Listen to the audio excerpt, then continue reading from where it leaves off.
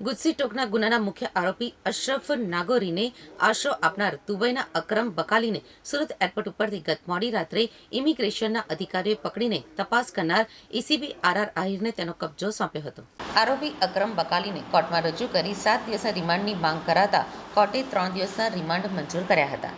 સુરતમાં લાલગેટ પોલીસની હદમાં આતંક મચાવનાર નાગોરી ગેંગને નાથવા માટે ભૂતપૂર્વ પોલીસ કમિશનર અજયકુમાર તોમરે ગુજસી ટોકનું શસ્ત્ર ઉગામ્યું હતું.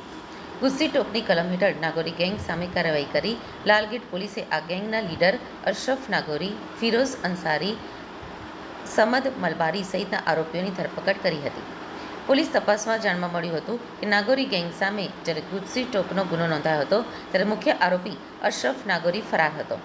નાસ્તા ફરતા અશરફ નાગોરીને અકરમ અમીન બકાલીને મુંબઈ અને કોલકાતા ખાતે આશ્રય આપી છુપાવવામાં મદદ કરી હતી. તદુપરાંત નાણાકીય સહિતની તમામ સગવડ પૂરી પાડી હતી. ત્યારબાદ પોલીસે અશરફ નાગોરીની ધરપકડ કરી લીધી હતી. જોકે અકરમ બકાલી પોલીસ પકડથી બચવા દુબઈ ભાગી ગયો હતો. તપાસમાં અકરમ બકાલીની સંડોવણી બહાર આવતા તેની સામે પણ ગુજસી ટોકની કલમો હેઠળ કાર્યવાહી કરવામાં આવી હતી. તદુપરાંત અકરમ વિરુદ્ધ બ્યુરો ઓફ ઇમિગ્રેશન ગૃહ વિભાગ, ભારત સરકાર તરફથી એલઓસી નોટિસ પણ ઇસ્યુ કરવામાં આવી હતી. તે દરમિયાન ગઈકાલે મોડી રાત્રિએ અકરમ દુબઈથી સુરત આવતી ફ્લાઇટમાં સુરત એરપોર્ટ ઉપર ઉતરતા ઇમિગ્રેશનના અધિકારીએ અકરમને ડિટેઇન કરી લાલગેટ પોલીસને સોંપ્યો હતો. આરોપી અકરમને ઈ ડિવિઝનના એસીપી આર આહિર દ્વારા કોર્ટમાં રજૂ કરવામાં આવ્યો હતો.